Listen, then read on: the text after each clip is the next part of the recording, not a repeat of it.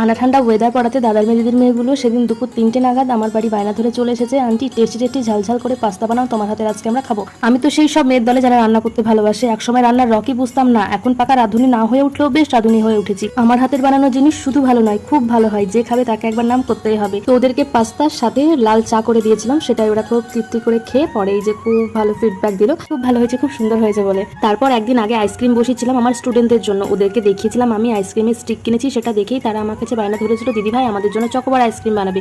তো সেটাই বসিয়েছিলাম ওদের জন্য। এখনো তো চকলেটের উপরে চকলেট বসানোই হয়নি।